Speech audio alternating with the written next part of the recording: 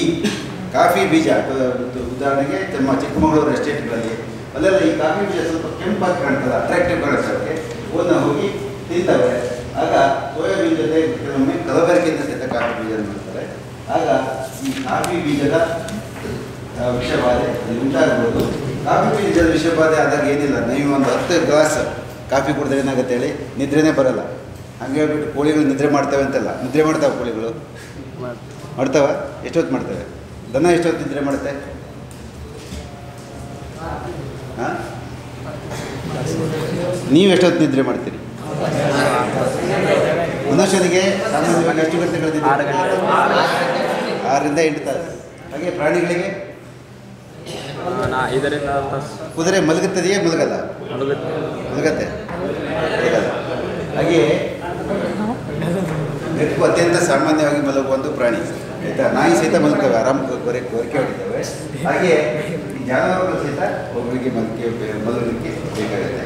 ಹಾಗೆಯೇ ನಾಯಿಗಳಿಗೆ ಬಹುತೇಕ ವಸ್ತುಗಳು ಬಣ್ಣ ಬಣ್ಣವಾಗಿ ಕಾಣುತ್ತವೆ. ನಿಜನ ಸರಳ? ಯಾಕಂದರೆ ಅವು colour blind, black and white ಮಾತ್ರ ಕಾಣುತ್ತೆ ನಾಯಿಗಳಿಗೆ. ಪಶುಗಳಿಗೆ ಒಂದಿಷ್ಟು ಈ ಕಲರ್ ಬ್ಲೈಂಡ್ ಅಂದರೆ ಕಲರನ್ನು ಅಷ್ಟು ಸರಿಯಾಗಿ ಗುರುತಿಸಲಿಕ್ಕೆ ಆಗಲ್ಲ. ಪಶುಗಳಿಗೆ ಡ್ಯಾಶ್ ಆಹಾರವು ಅತ್ಯಂತ ಪ್ರಿಯ. ಸಿಹಿ, ಕಹಿ, ಖಾರ, ಯಾವುದೂ ಅಲ್ಲ. ಸಿಹಿ ತುಂಬ ಇಷ್ಟ, ಸಿಹಿ ಇಷ್ಟ. ಉಪ್ಪಿನ ರುಚಿ ಎಷ್ಟೆಲ್ಲ ಗೊತ್ತಾಗಲ್ಲ, ಸ್ವಲ್ಪ ಗೊತ್ತಾಗುತ್ತೆ. ಇದೇ ರೀತಿ ಹಾಗೆ ಮೊಟ್ಟೆ ಉತ್ಪಾದನೆ ಕಡಿಮೆ ಆಗುತ್ತೆ. ತಾಮ್ರದ ವಿಷಬಾಧೆ ಸ್ವಲ್ಪ ಸಾಮಾನ್ಯ.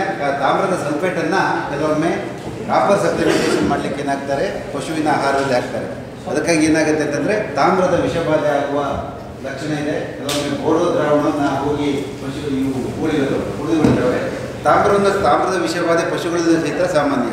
ತಾಮ್ರದ ವಿಷಬಾಧೆಯಲ್ಲಿ ಡ್ಯಾಶ್ ಅಂಗವು ಬಾಧಿತವಾಗುತ್ತದೆ ಅಂತಂದರೆ ಕಿಡ್ನಿ ಅಥವಾ ಮೂತ್ರಜನಕ ಅಂಗ ಬಾಧೆಯಾಗುತ್ತದೆ. ಅದು ಪಶುಗಳಲ್ಲಿ. ಅದು ಯಾವ ರೀತಿ ನೋಡ್ಬೋದು.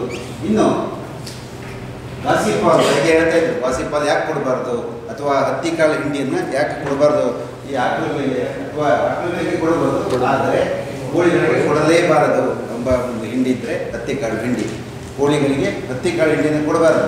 ಚೀಪಲ್ ಸಿಗುತ್ತೆ ಅಂತೇಳಿ ಹಾಕಿಬಿಟ್ರೆ ಅದರಲ್ಲಿ ಈ ಕೋಳಿ ಕೂಡಲೇ ಸಾಯಲ್ಲ, ಆದರೆ ಅವುಗಳ ಬೆಳವಣಿಗೆ ತುಂಬ ಕುಂಠಿತವಾಗುತ್ತೆ ಮತ್ತು ಗಂಡು ಕೋಳಿಗಳು ಯಾವುದೇ ಕಾರಣಕ್ಕೂ ಅವುಗಳ ಉತ್ಪಾದನಾ ಸಾಮರ್ಥ್ಯವನ್ನು ಕಳ್ಕೊಳ್ತವೆ. That's the effect of ಗಾಸಿಪಾಲ್.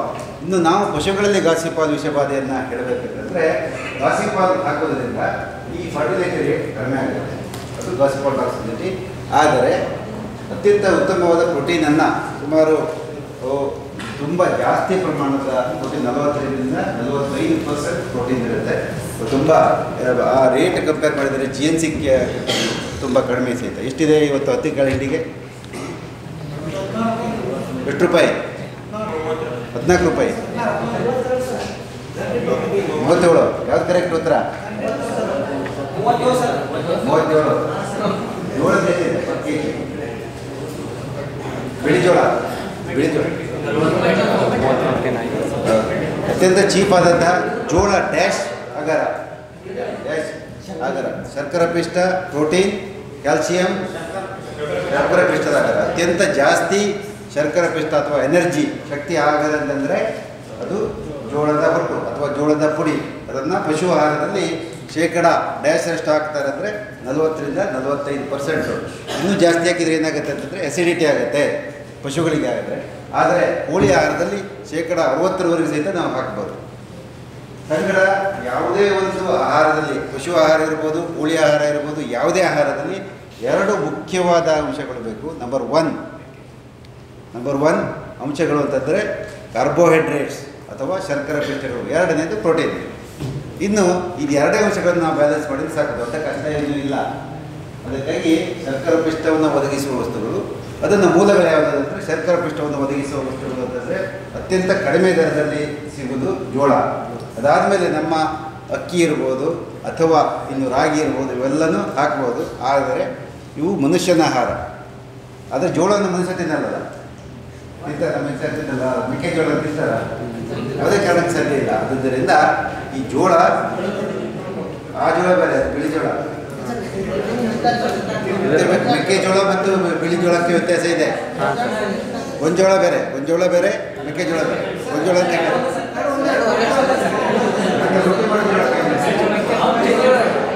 ಬಿಳಿ ಜೋಳ, ಮೆಕ್ಕೆಜೋಳ.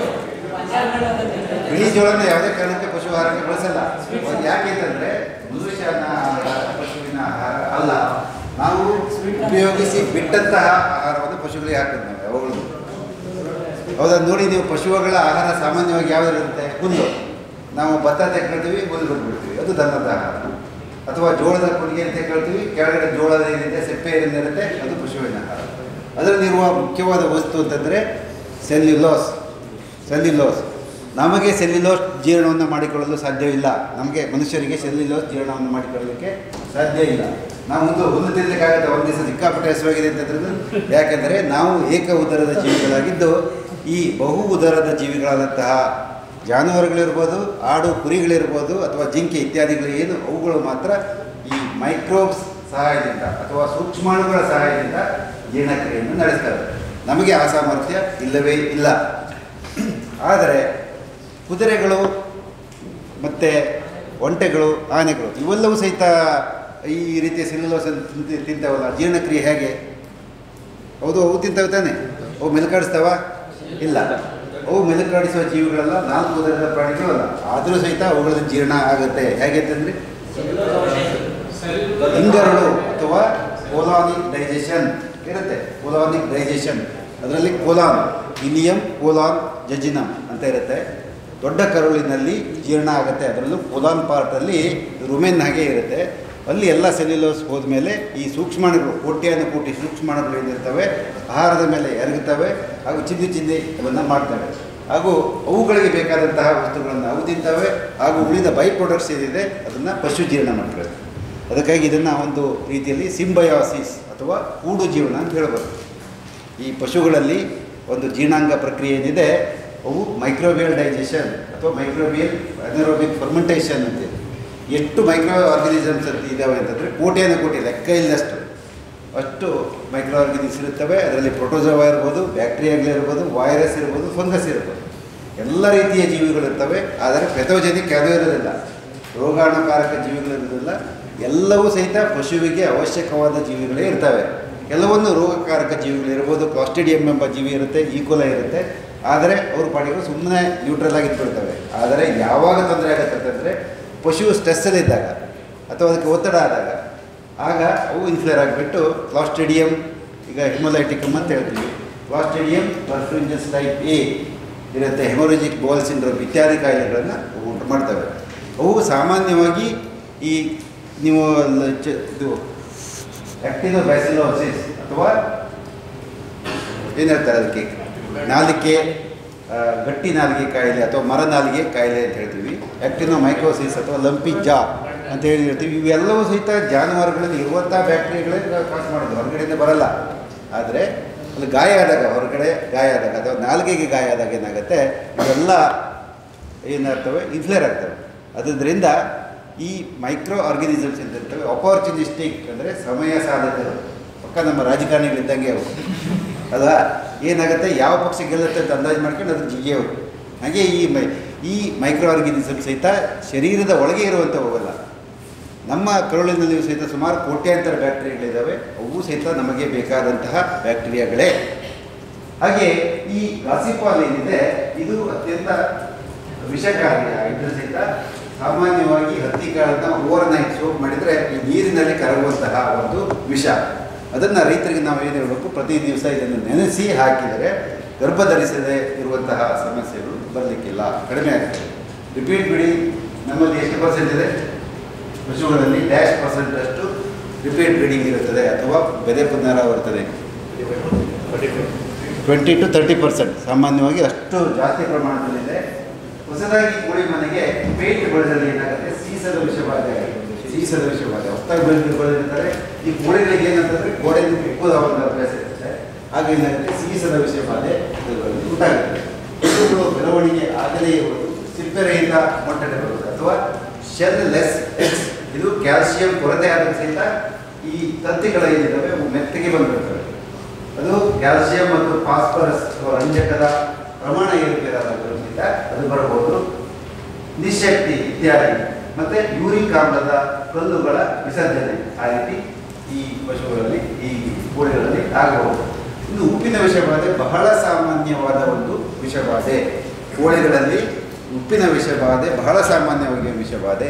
ನಂಬರ್ 1, ಉಪ್ಪಿನ ರುಚಿ ಕೋಳಿಗಳಿಗೆ ಗೊತ್ತಾಗೋದಿಲ್ಲ ಹಾಗೂ ಅವುಗಳಿಗೆ ಬೆವರಿನ ಗ್ರಂಥಿಗಳು ಯಾವುದೇ ಇರೋದಿಲ್ಲ.